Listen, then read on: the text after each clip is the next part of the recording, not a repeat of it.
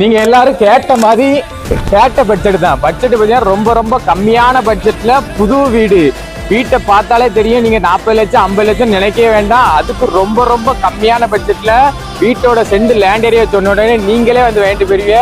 வீட்டோட land area பார்த்தீங்கன்னா 5 send, மொத்த சென்ட் 5 சென்ட். நம்ம வீட்டுக்கு முன்னாடி பாருங்க தார் ரோடு, வீட்டுக்கு பின்னால சிமெண்ட் ரோடு.